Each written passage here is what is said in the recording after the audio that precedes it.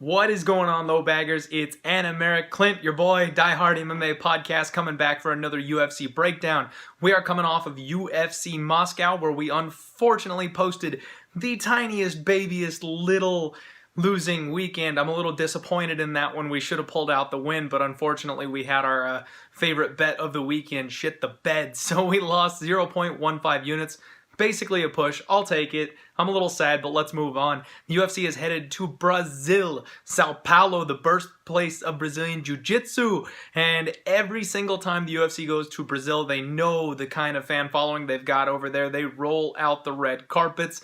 This is gonna be a good one. It's a free one. It's got some names on the card, some people that you'll recognize, and some just really damn good fights, even though it's a little bit thin as far as the current big name value picture is going to be concerned. Let's get right on into it. I've got a couple of picks here for you. We're going to start the night off with Veronica Macedo. I snagged her at -120. I actually think that line has gotten better since I took her, though. She's taking on Viana, the violence queen. Both women are struggling in the UFC. Viana is someone who the UFC wants to push, but she is coming off of 2 losses back-to-back to my girl JoJo Collarwood and Molly Meatball McCann. Both really talented fighters, really good strikers, and she struggled with both of them. If she's not in the exact perfect range for her style, she does not have a good time there in the cage. She's slow, she's plodding, and if you don't stand right in front of her, she has a hard time hitting you.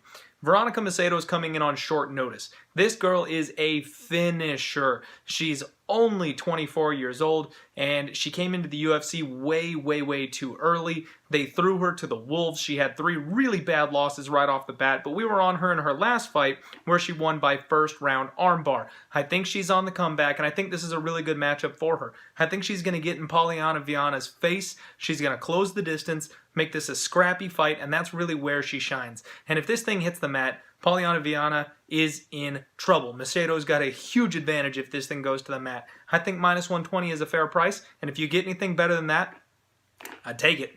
Our next pick is Bobby Green, the king. I got him at +105. Anything at dog odds on Bobby Green here is gonna be a winner.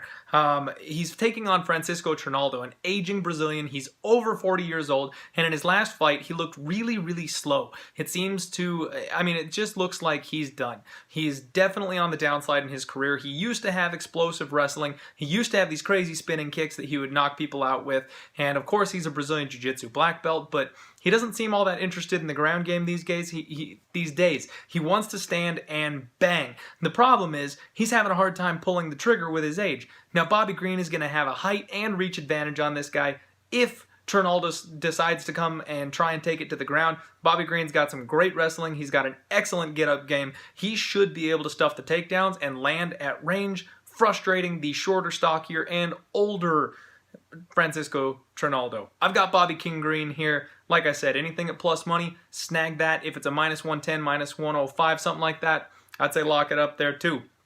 Our next pick is James Krause, the James Krause. Yes, that's his nickname. He just basically repeats his name. He is taking on Sergio Morais. Now, this is another spot where I am fading the hometown crowd. Sergio Morais is an aging Brazilian just like Francisco Trinaldo was, and he is gonna have a hard time here against James Krause. Sergio Morais, he got knocked out badly in his last fight. That was only 6 months ago. And because he got knocked out so badly on that fight, didn't take the time to appropriately allow his body to heal up, he's coming back super quick, and he's taking on a guy who can do exactly what his last opponent, Warlley Alves, did to him, maybe even at a higher pace. The James Krause is moving up to 170. He's just filling out in that division, and I think he's going to be a force moving forward now that he's not starving himself to get down to 155. He's the better fighter, he's the younger fighter, he's definitely the more explosive fighter, and he's got the ground game to nullify everything that Sergio Morais brings to the table. I've got James Krause, but instead of laying the wood with him, we're going to take him inside the distance. I think he uses leg kicks and lands the knockout. We've got +225 on James Krause inside the distance. Let's go. Our next pick, Oliveira versus Gordon. I've got the under 1.5. Now, Charles Oliveira is a massive favorite. We're talking -400 some places. He absolutely should be. Gordon has struggled in the UFC. He's been KO'd twice already, and he got back on the horse in his last fight using his wrestling. However, in this fight, that's not going to be an option. if he can take down Oliveira, and that's a big if.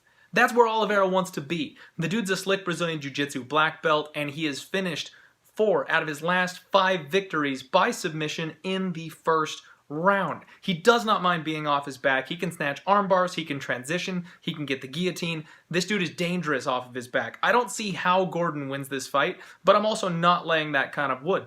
Now, another thing to keep in mind is that Oliveira, when he finishes opponents, he does it very, very quickly. He handles guys that aren't on his level and he gets them out of there fast. And I think he's gone under in his last 5 fights 4 out of 5 times. We're going to go ahead and roll the dice here with the under 1.5. I got it at minus 120. The last fight on my card is Paul the Bear Jew Craig. He's taking on another Brazilian legend. I know, we're fading all the Brazilians, just like we faded all the Russians last week. And you know what? It worked. So we are fading the Brazilians. Paul the Bear Jew Craig is a plus 230 underdog. This dude is young, he's hungry, he's a finisher, and he brings the heat non-stop in his fights. Shogun Rua is out-skilling Paul Craig in every aspect of the game. Let me just start by saying that. He's a huge favorite, but you don't lay that kind of wood on damaged goods veterans. This guy is old. He's slow. He doesn't move his head. He does still have some power, but his body cannot keep up with the skill sets that his brain wants to tell him that he possesses. Unfortunately, I think this may be Shogun Rua's retirement fight. He's in his home country of Brazil. In his last fight, he was getting absolutely dominated by his opponent until his knee blew out. So Shogun's record shows he has a TKO victory in round 3 last fight, and that's very, very misleading as to how that fight went. He almost got put away in round 1, and his opponent was coasting out a full 3-round decision, basically beating him everywhere for 15 minutes, and then his knee exploded and he fell to the mat. Shogun took advantage and jumped on top of him to get the referee stoppage. He didn't deserve that win. So now we're getting plus 230 on Paul Craig, who's a young, dangerous fighter, who is a modern, current-level MMA fighter. Yeah, he's going to be outgunned in this fight. But at plus 230, we don't need him to be the favorite everywhere this fight goes. I'm looking for Shogun to come out old here. I think Shogun might have some gas in round 1. If he doesn't get the round 1 finish, I think Paul Craig takes over and either locks up 2 rounds or hits him with a late submission in rounds 2 or 3 when Shogun just can't keep up anymore. I do want to touch on the main event, though. I don't have an official pick on it for you at this point in time. We've got Jan Błachowicz taking on Jacare Ronaldo Souza, and I'm a huge fan of Jacare, and this is a very unfortunate spot for him in my opinion. He's moving up from 185 to 205, and the last person that did that was Luke Rockhold, and Jan Błachowicz welcomed Luke Rockhold to the division violently, and we cashed in on that knockout prop on that one, if you recall. I'm a little afraid the same exact thing is going to happen. Souza is an incredible fighter. He's durable, he's strong, he hits hard, he's got a sick ground game. The dude's an absolute warlock when it hits the mat. But I don't know if he can take Jan Błachowicz. Jan's wrestling is going to keep this thing standing, and Jan's hand speed, I think, is going to give him the edge everywhere this fight goes. So I don't think that we're going to get an upset here from the Brazilian hometown kid just because of his age, the wear and tear on his body, the fact that he's moving up to a new weight class. He's not used to handling these big boys. I want Jan. The problem is Jan is currently a minus 180, minus 200 favorite, and that's a little too much for me. The thing is, I see everybody and their mom picking Jacare Souza. Money is pouring in on the dog. Normally, I'm a dog guy myself, but I'm going to wait it out. I'm going to sit back and I'm going to watch that line crash. Keep an eye on my Twitter, at DieHardMMAPod. If that line gets down to minus 160, minus 150, I am going to lay the wood and take Jan Błachowicz here.